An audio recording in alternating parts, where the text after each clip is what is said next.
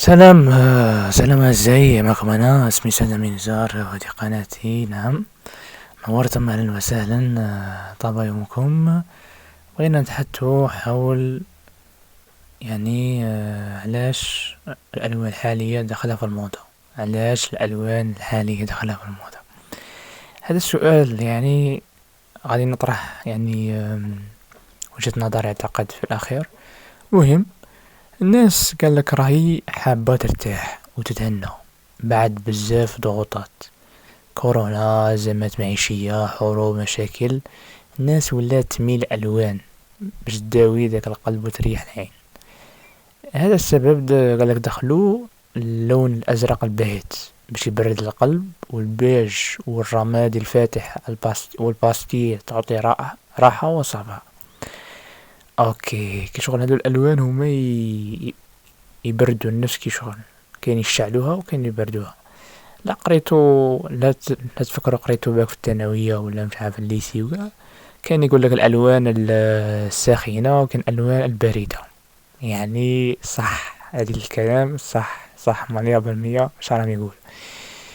نكملوا في نفس الوقت. كاين اللي حاب يبان، الناس تحب تلفت انتباه، خصوصا في السوشيال ميديا. لهذا السبب دخلوا الوان الفوشيا والاصفر فاقع والاحمر القوي باش يبانوا في الفيديوهات والتصاور. بالك تشوفوا، بالك واحدين هكا نتوما في السوشيال ميديا، بالك تكون نوران حريد ولا ولا نورال هذيك اللي عايشه في فرنسا، ولا في كش وحده، ولا مؤثر ولا مؤثرة في تيك توكر، بدون اهتمام اذا كان هذا التأثير سلبي او ايجابي. هذا على اللبسة تاعهم. تصيب خطرات يلبسوا لبسة تكون مثير للجدل. على ديك شغل هما تتبان في راسك باللي ما طلعت لهم في راسهم يلبسوا اللبسة، هما لابسينها على شغل، على شيء شغل، عارفين شو عم يديروا فاهم. لا علينا. كاين واحد المسلسل ايضا مبني كومبلي على الفستان الاصفر الفاقع، وتحوسوا عليه هاك شغلية مراسل ولا صحة ولا مقدمة برامج. صار لها مواقف محرجة تولي قاع الفيلم هي تجربة لك فستان صفر وحتى حالة سبحان الله. مش عبالها تفكرت الدروب. دور الأزياء، دور الأزياء حبت تعبر. دور الأزياء الكبار كيما بالنسياغا ولا فالنتينو داروا كوركسيونات فيهم ألوان قوية، كانوا يقولوا راكم تعبتوا، هاكم شوية حياة وتفاؤل لك فاهم. شو الموضة راهي دايرة الرجوع للتسعينات والألفينات. موضة راهي دايما تتغير، مرة تولي مرة تقدم مرة شوي صار هنا خروطك فاهم. في ديك الفترة كانت الألوان القوية والمزيج بين الزاهي والغامق طاغي، ودايرة الناس رجعت تحن فدخلوا هذه الألوان. كثرة الكلام على الطبيعة والاستدامة، كاين تركيز على البيئة، النباتات، الحياة النظيفة. هذا خلى ألوان كيما الأخضر الزيتوني، الترابي، البني والأوف وايت تدخل بقوة.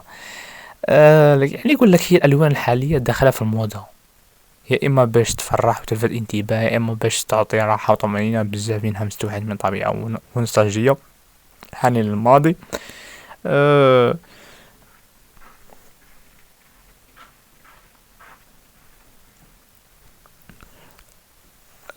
حطيتكم هذه التصاوير اللي راهم في الفيديو. مشي من عبث.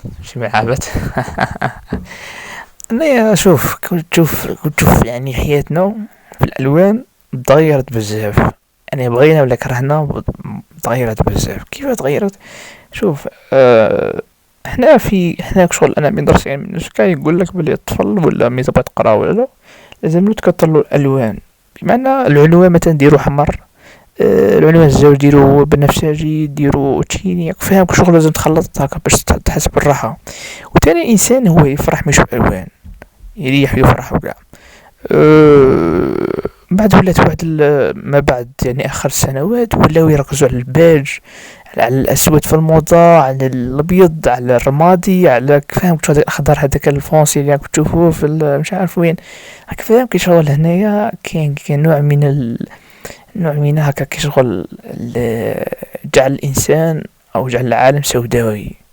بغيت ولا تكره، راك ملي تشوف فيك الالوان انت كتبع برك يعني. بالتالي احنا قاعد نتبعو غادي بشوي بشوي غادي تفيق بلي انت غادي نهار تلبس احمر ازرق ولا هكا تريح.